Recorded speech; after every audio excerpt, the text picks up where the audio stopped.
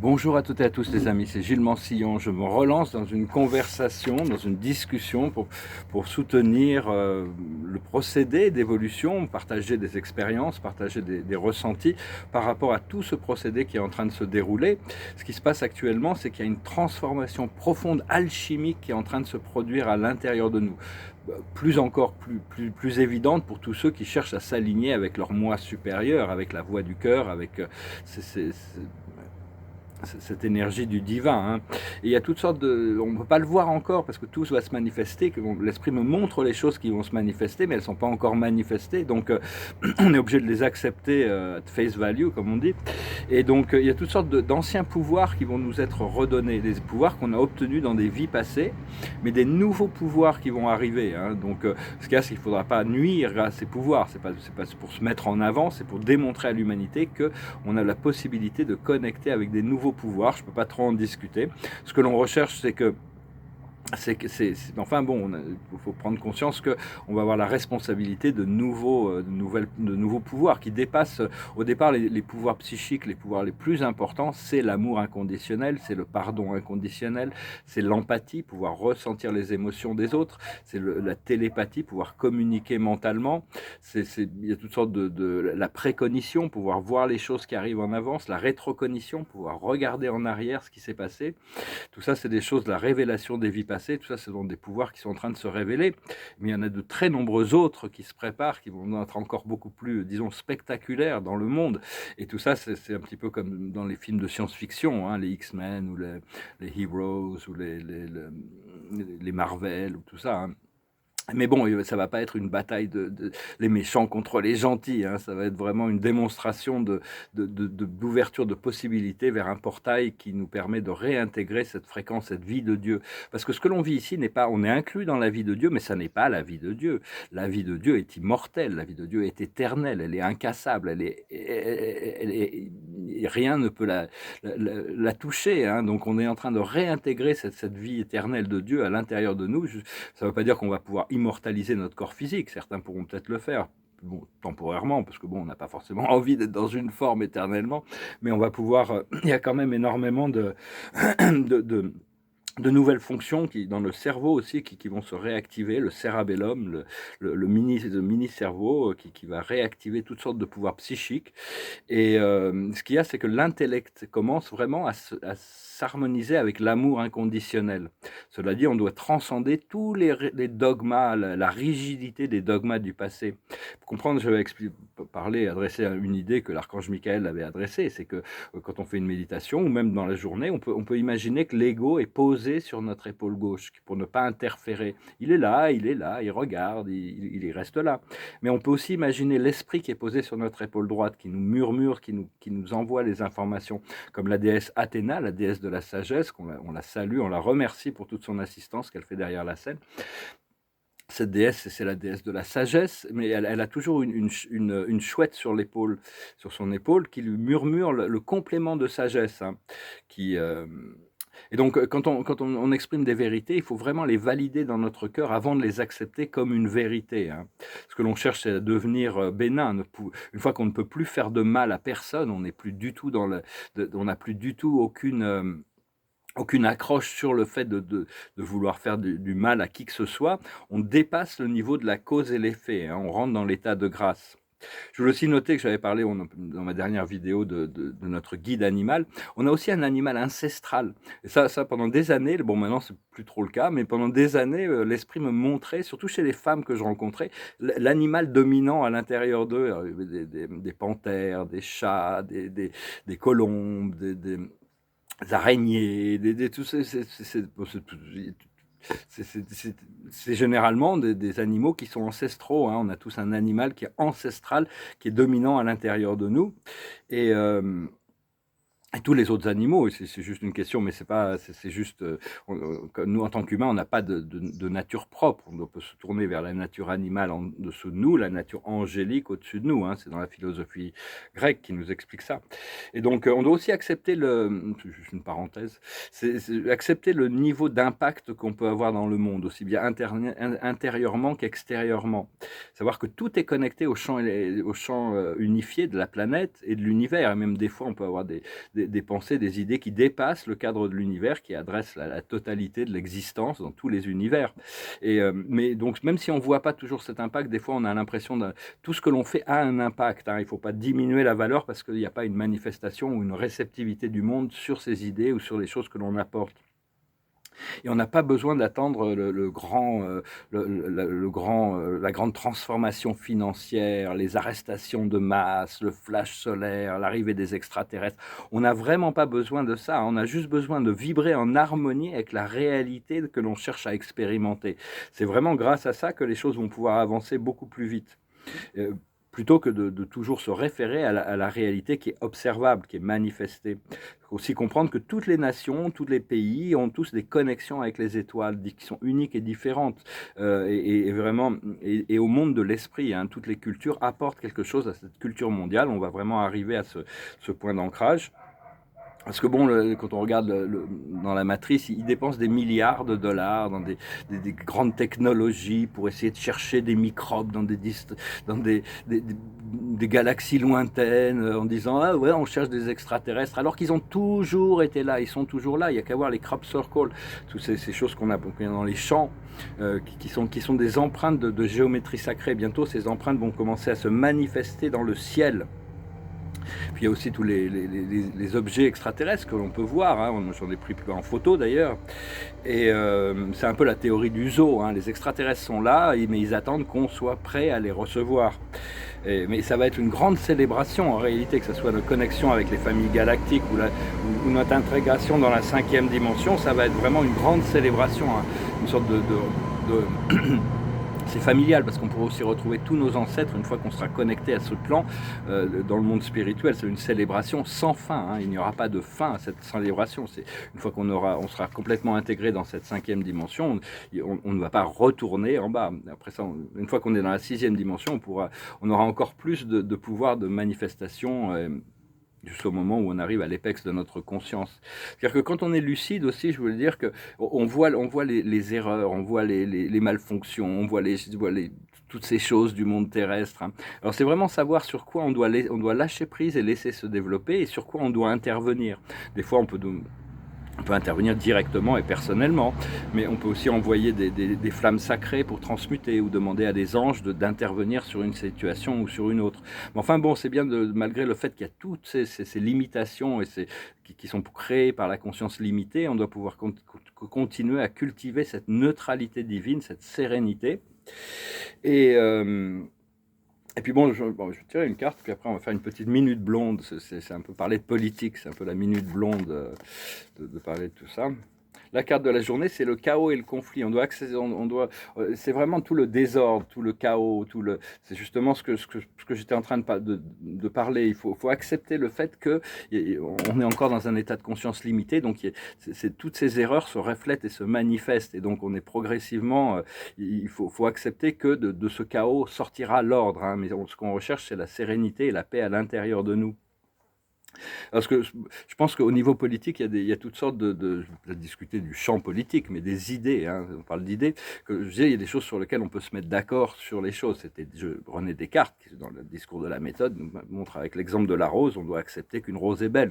Il y a des marginaux qui vont dire non, une rose est moche, mais on doit accepter ça. C'est comme, je veux dire que l'exemple que j'ai amené hier, c'était que un principe politique devrait être d'élever la qualité de vie de toute sa citoyenneté. On doit pouvoir se mettre d'accord là-dessus. Les gens qui ne sont pas d'accord en disant c'est pas la priorité, il faut d'abord peindre toutes les girafes en bleu, c'est des marginaux, c'est pas des gens qui sont censés être cohérents. Il y aura toujours des marginaux.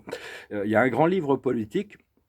Moi, j'ai un des plus grands livres politiques très intéressant, c'est un livre de Platon qui s'appelle La République. Je recommande pour tous ceux qui s'intéressent un petit peu au système de fonctionnement de la société.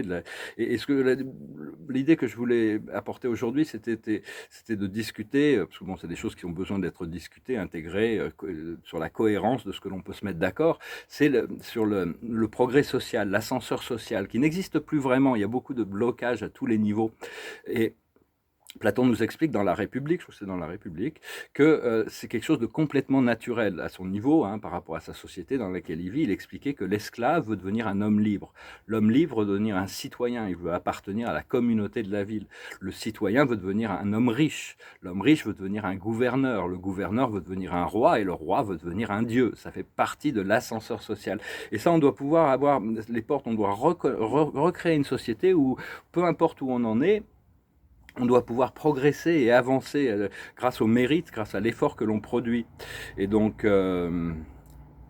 voilà, c'est des idées qui vont devoir être apportées au public en général, hein, et voir comment, afin que la société soit plus fonctionnelle et libérer toutes les classes sociales. Bon, on va me dire, les riches, il n'y a pas besoin de les libérer, mais même eux ont besoin de il y a toutes sortes de lois, de lois bizarres qui font que beaucoup de riches vont aller s'expatrier parce que ça fonctionne pas ici. Donc c'est pas, si on peut créer la richesse et créer du travail qui nous épanouit, pas du travail forcé ou qui est désagréable. On doit, comme Confucius disait, on doit trouver un travail qui nous épanouit et puis à partir de là, on n'a plus jamais besoin de travailler pour le reste de notre vie. Mais c'est aussi le sens des priorités, hein. Qu'est-ce qui aura le plus grand impact à moyen terme, court terme et long terme? C'est qu'ils ne voient pas trop le long terme, ils sont toujours dans le court terme. Ils ont beaucoup d'idées, mais ils ont peu d'idéaux, hein, je vois dans la scène sur l'échiquier politique. Et bien, c'est bien de faire des petits pas, hein, de faire des petits pas, à essayer d'avoir le maximum de résultats avec le minimum d'efforts. C'est aussi un principe de base, hein. Parce que bon, le problème, c'est pas la richesse. Il y a beaucoup de gens qui veulent s'attaquer aux riches, mais le problème, c'est pas la richesse, c'est la pauvreté qu'on veut éliminer. On veut pas éliminer la richesse. On veut pouvoir tous profiter de cette richesse, de cette abondance, de manière intelligente, sereine et équilibrée. Enfin bon, c'est juste, je ne fais que partager mes idées. Je suis pas un journaliste, je suis plutôt je suis plutôt là pour commenter sur des idées très particulières. Et puis bon, l'esprit m'avait quand même montré que j'ai une nécessité de m'impliquer en politique. À un moment donné, c'est pas quelque chose que je vais forcer, ça va venir naturellement, hein. C'est quelque chose, c'est un peu caché, c'est un secret. Bon, il y a de nombreuses années, il y a Dieu qui est descendu de l'infini et qui m'a demandé ça comme un service. Alors, je n'étais pas capable de dire non à Dieu, bien que ça me dépassait complètement. Et puis après, il est remonté dans l'infini. Je dis, me laisse pas ici-bas. Ben non, ça y est, je commence à prendre les mesures de ce que je suis venu faire ici. Mais et puis bon, parce que pour moi, la politique, je suis conscient de certaines vies passées. C'est déjà du vini, vidi, vici. Dans des vies passées, j'étais empereur romain, j'étais roi de France, j'ai même été président des États-Unis au 19e siècle. J'ai aucun intérêt dans cette histoire de pouvoir, mais seulement il y a un besoin de coordination. Et donc, on se rendra disponible, hein. Mon rôle, ça va être d'être un arbitre plus qu'autre chose, hein. C'est pas jouer dans un camp ou dans un autre, c'est devenir un arbitre.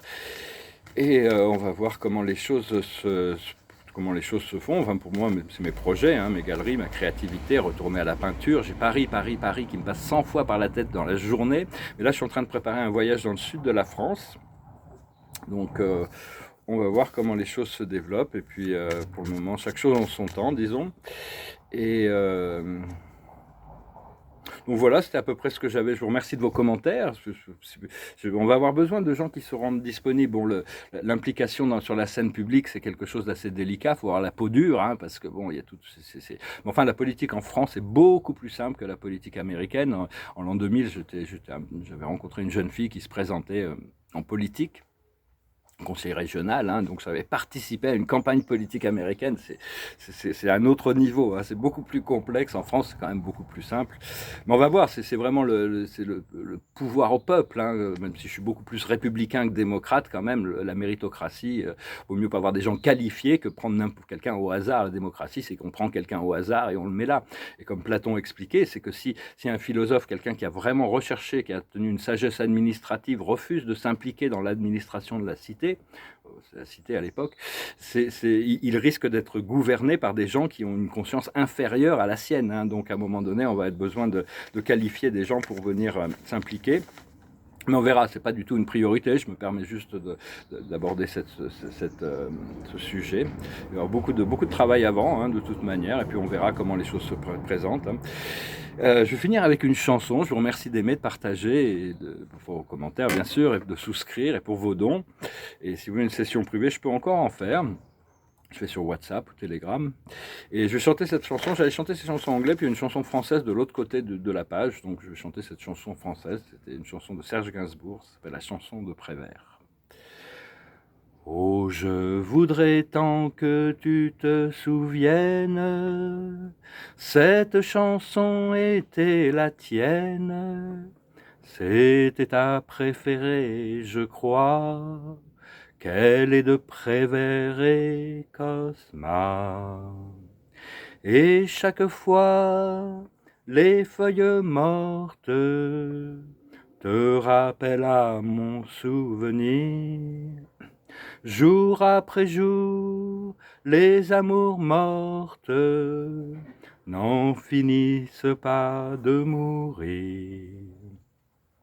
Avec d'autres, bien sûr, je m'abandonne, mais leur chanson est monotone, et peu à peu je m'indiffère. À cela, il n'est rien à faire. Et chaque fois, les feuilles mortes te rappellent à mon souvenir. Jour après jour, les amours mortes n'en finissent pas de mourir. Peut-on jamais savoir par où commence et quand finit l'indifférence? Passe l'automne, vienne l'hiver, et que la chanson de Prévert. Et chaque fois, les feuilles mortes te rappellent à mon souvenir. Et ce jour-là, mes amours mortes en auront fini de mourir. Très belle chanson. L'autre, ça s'appelle Heaven. Je vais la chanter dans la chanson, c'est me passer par la tête. Chanson en anglais. J'ai déjà tiré une carte avec ça. C'est vraiment le. Ouais, c'est chaque chose, hein, chaque jour, on doit prendre la mesure des choses, savoir, et puis pouvoir aussi rester l'esprit ouvert et le cœur ouvert, hein, vraiment filtrer dans notre cœur les vérités qu'on peut recevoir ou qu'on peut ressentir avant de les adopter comme vérité. On a la responsabilité de déterminer notre réalité, mais on a énormément d'aide spirituelle, hein, on a énormément d'aide, on voit pas tout ce qui se passe autour de nous, hein. Donc voilà, là je me prépare à aller vérifier que la mer Méditerranée existe toujours, hein. On m'a dit qu'elle existait encore, mais ça fait très longtemps que je ne l'ai pas vue, donc je vais pouvoir aller voir ça. L'observateur de la journée, c'est le cheminement, hein. On se chemine petit à petit, on chemine petit pas après petit pas.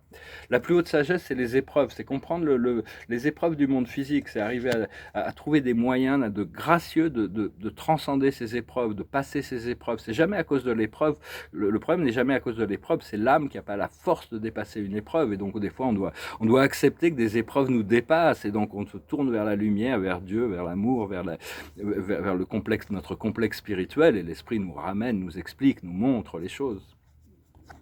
Ce qu'il faut comprendre, c'est dépasser notre hésitation. Je vais mettre un casque là contre les mouches. Dépasser notre hésitation, hein, c'est important de ne pas hésiter trop longtemps.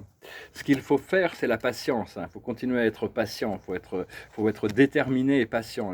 Faut pas laisser les délais nous interférer dans notre direction, même si ça prend plus de temps. Et l'aboutissant, c'est la chance, c'est-à-dire des choses inattendues, merveilleuses, qui ont vraiment... la chance, comme ma mère disait, c'était quand Dieu veut rester anonyme, hein. La chance n'est pas un hasard. Il faut savoir qu'on est chanceux, on est tous chanceux, on a tous accumulé dans notre pyramide de monde, notre pyramide de cristal, tout un compte. On a toute cette lumière et cet amour, et puis des fois, il y a la chance qui descend, hein. Je veux aussi recommander, pour favoriser cette transformation alchimique, c'est d'utiliser les minéraux. Moi, personnellement, il y a une pierre qui ne me quitte pas, c'était un cadeau de Jean-Loïc et Nathalie, c'est une labradorite. Elle est très très belle, c'est la pierre des guérisseurs. Et donc, tous les cristaux, toutes les pierres, vous voyez, actuellement je porte aussi une améthyste, je pense qu'il va falloir que je trouve une citrine. Mais enfin, les pierres ont des choses, elles nous aident à nous stabiliser, c'est des êtres extrêmement stables, extrêmement puissants. Voilà, écoutez, je vous souhaite une excellente journée, je vous dis à bientôt. Salut.